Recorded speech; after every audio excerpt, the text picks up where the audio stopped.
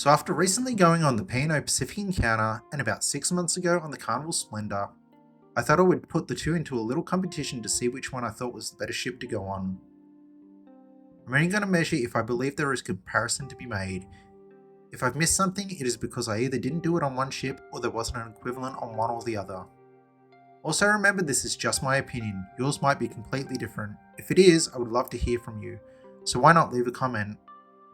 Let's start off with the sail away party. The first party of the cruise, time to get you into the swing of things, and both cruises do a great job of trying to get everyone into the swing of the cruise. This is a draw. Theme nights. Carnival has the 80s and Rock and Glow theme nights. P&O has the Gatsby night and Back to School. For this, it's pretty much a muchness and just a different variety of things. This is a draw. Let's continue with the theme parties during the cruise. On Carnival they start the theme nights in the restaurants, and it felt like it would continue for the whole night in different parts of the ship, usually ending on the Lido deck and then an after party in the nightclub. On P&O they would start the party in one location and stay there. For example, the Gatsby party would just be in the main atrium, and the Back to School party was in the Altitude nightclub. For full disclosure, I did go on the New Year's cruise on the Carnival Splendor, so the New Year's Eve party that they had on deck was always going to be bigger, but I wasn't going to measure that since it's a special event. Either way, the parties definitely seem bigger on Carnival. Look at the main atrium and inside of the ship. The first thing you notice when you get inside the Splendor is the colour. It's very, very, very pink. In most public areas, it's pink. On the Encounter, it was a lot more neutral, black and whites, it's not as full on. I don't mind the colour pink, but the Splendor just has too much of it. This goes to P&O. Pools.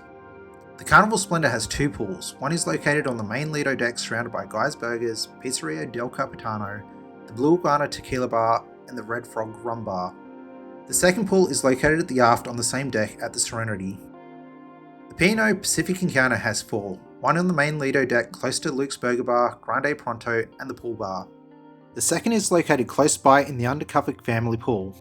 The third is at the Oasis at the aft of the ship. And lastly on deck 16 at the back of the ship. The pools on the Encounter also seem deeper and longer as well. This easily goes to P&O. Waterslides.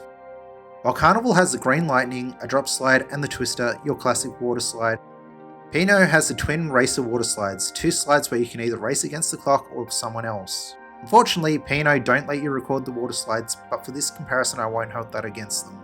I'm going to make this a draw. All the slides are fun, the Green Lightning gives you a thrill, the Twister is great, and the twin races give you a competition. Waterparks. On the Encounter, if you want the little ones to have a bit of a splash and use the water slides, then your option is above the Oasis at the Sky Bar. Here there is a small pool for the kids to slide into. On Carnival on Deck 11 you have Splashy Cove. It has slides, rain fountains and showers. You then have on the same deck the Carnival Waterworks. It has more slides, more showers, and the exit for the water slides. This clearly goes to Carnival. Food. Let's move on to food. For this there are a few subcategories that the subject covers, so let's start. The buffet. On P&O they call it the pantry, but on Carnival they call it the Lido Marketplace Buffet. Either way, they are the ship's buffet. On P&O, the pantry is separated in 9 small sections and the same area is mirrored on the other side. On Carnival, it's much bigger. Not only does the buffet cover the same area as the pantry on P&O, it then has another section that will overtake the family pool, plus another section, the old-fashioned barbecue above it on deck 10. You also have near the adults-only Serenity area, but not in it if the kids want something, the Carnival Deli for sandwiches and Masala Tiger for Indian. This is all included in your fare. Having such a bigger area definitely gives a better experience on Carnival and seems to offer more variety of food. This one goes to Carnival. Poolside Eats. On Carnival they have close to the main pool, Guy's Burgers serving up burgers and Pizzeria del Capitano serving up pizzas. These are included in your fare. And on P&O they have Luke's Burger Bar serving up burgers, hot dogs and fries. These are available for an extra fee. For pizza they have Grande Pronto serving pizza and lasagna also for an extra fee. These also happen to be open late at night. So for value for money, this goes to Carnival. For a variety of options, it has to go to P&O as both options have slightly more different offerings. But since they charge extra on P&O, does the taste make up for the extra price? I'm afraid to say no. Let's start off with the pizza we had, the margarita, essentially a basic cheese pizza. I honestly didn't think there was any difference in taste on either line. The only difference was the base on P&O was a little thicker, and honestly not by that much. As for the burgers, while on P&O they weren't horrible by any means, it wasn't anywhere near as good as Guy's Burgers. When I'm going on a Carnival ship, I can't wait to get one. In fact, it's the first thing I have when I get on board a Carnival ship. But with Luke's Burger Bar, I could honestly take it or leave it. For taste, I'm giving this one to Carnival. Included restaurants. On Carnival, you have the Black Pearl restaurant for anytime dining guests and the Gold Pearl restaurant for my time dining guests. Each night the menu changes depending on the theme of the night, and there are also some basic items that remain the same regardless of the night, like chicken schnitzel or steak. On P&O, you have the Waterfront, serving modern Australian, Angelo's serving Italian, and the Dragon Lady serving Asian. With these, you can select an early seating or a late seating, and you will be rotated between the restaurants, or choose your own times. Depending on the night, the menu in the restaurant changes. I'm giving this to Carnival though. While having 3 different included restaurants that rotate is a great idea, if you picked an early or late seating, but you don't like the certain type of food, you'll be choosing a different option on certain nights, like the pantry, since they don't offer a basic menu that's available in each of the restaurants.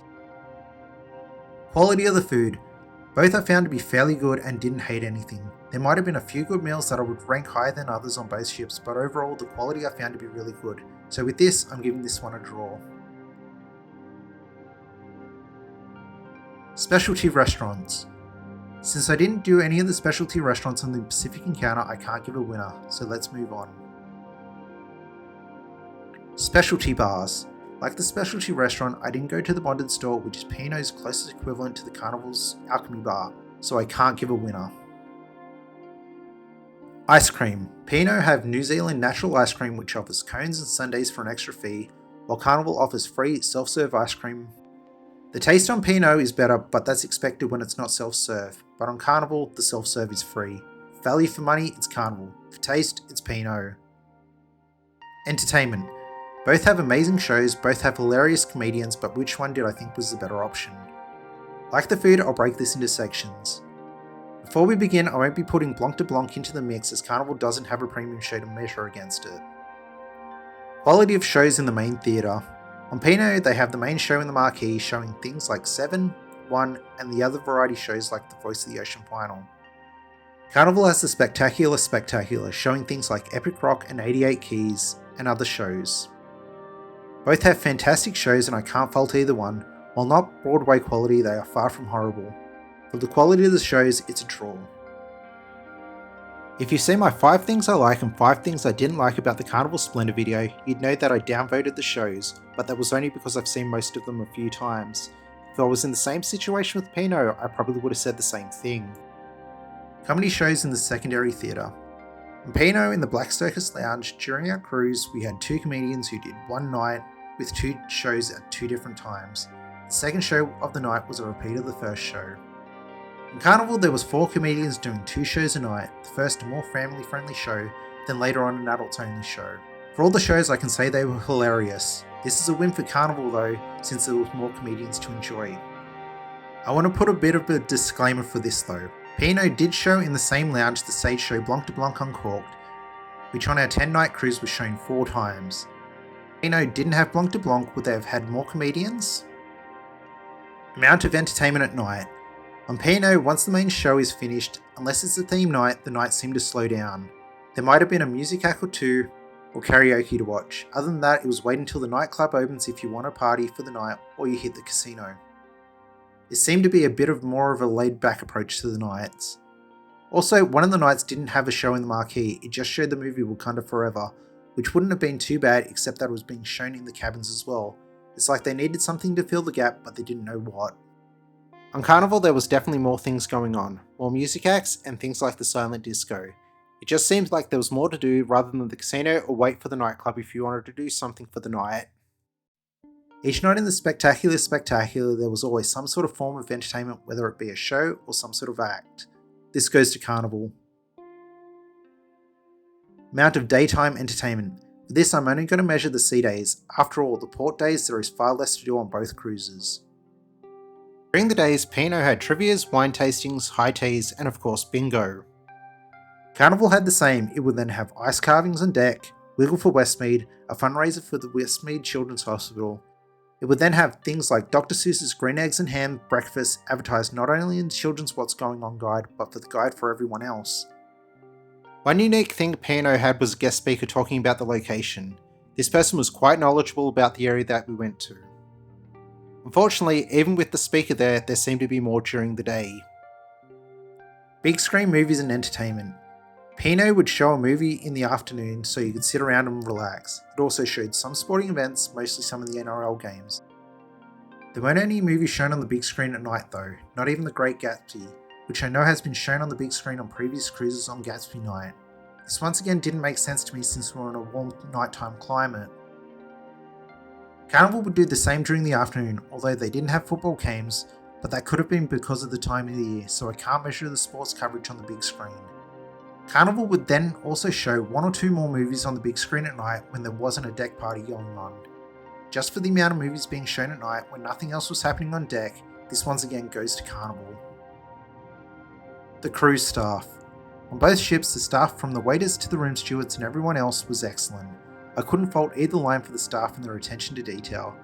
Their memories are amazing, to be able to remember everything from your favourite drink to always being able to know your name without any help. They are just amazing. They're helpful, polite and just wonderful. This is clearly a tie. So let's tally everything up and see what the final score is. 3 points going to P&O and 10 points going to Carnival. That's a pretty big difference. Now knowing this, would I not go on P&O again? And the answer is, I would still go on P&O again, but my first choice would be Carnival, or if I could find the right price for P&O to cover what's missing. This leads me on to another question. Is the base fare for P&O that much cheaper? Subscribe to the channel so you don't miss out on that video when I have a look. If you want to watch another one of our videos, have a look at this one. And as always, thanks for watching.